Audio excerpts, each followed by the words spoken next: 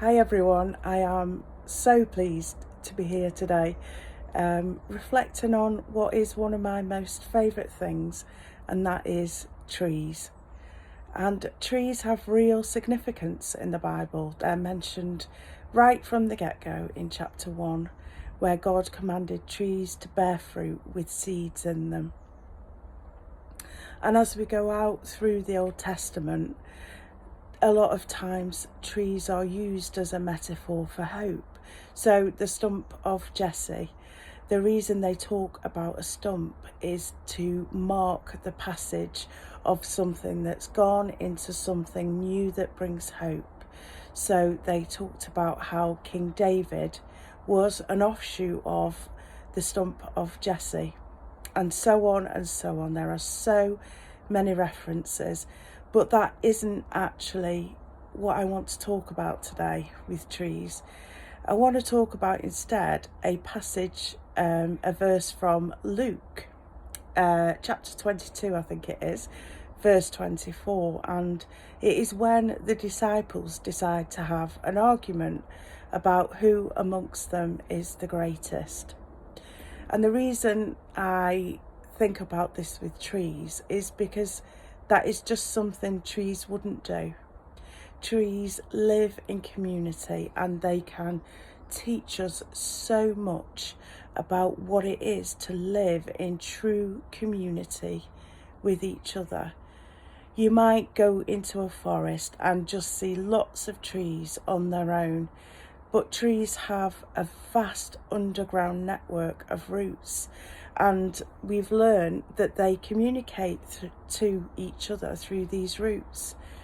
And actually, I was reading a book by this guy in Germany, and he discovered in his trip to the forest, he was the man that worked in the forest. There is a proper name for it, but it escapes me now. So, and he discovered what he thought was just a piece of bark on the floor, and he decided to just pick it up and throw it away.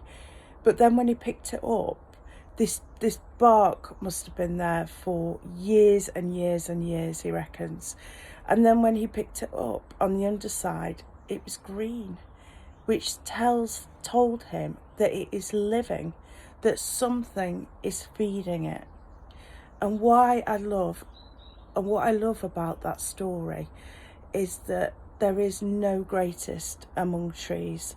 There is no desire to be better, taller than the other.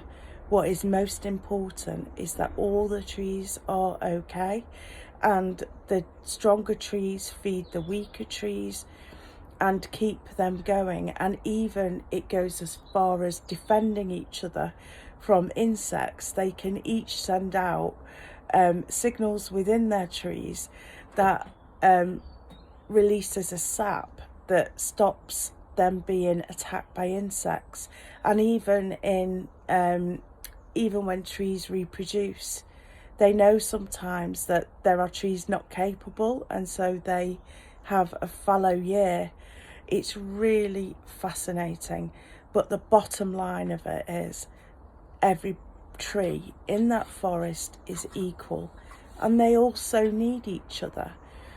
I see when these new housing estates are popping up, and you see the trees planted the perfect 10 feet apart and things like that, and it's been shown by studies that these trees do not do well because they're on their own. The trees need to be in community with each other in order to thrive. And even if you look right to the top of the canopy, you will always see gaps. They don't go overlapping each other because they know that everybody needs sun.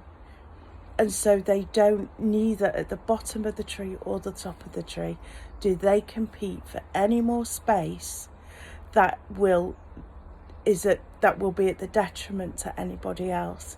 And I just think that's such an amazing way to view what community is there's nothing else within that.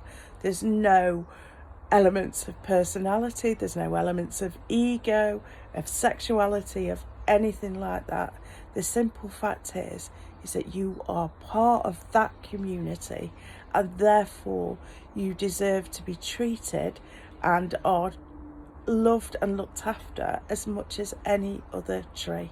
And I don't think that we can go far wrong if we allow our hearts and our faith to be cracked open by this notion of how trees live amongst each other and with each other. And if we could follow that through in our human existence, the communities that we all live in would just be peaceful and loving places. And I think that's something we can all dream about, but something that we can all put into action as well in our everydays. So thank you so much for listening to me. I'm sorry I've gone a little bit over, and I'm sorry the camera's a bit wobbly because I've had to hold it. But thank you so much for listening. It's been really great to do this, especially in the sunshine. So thank you very much. See you all soon. Bye.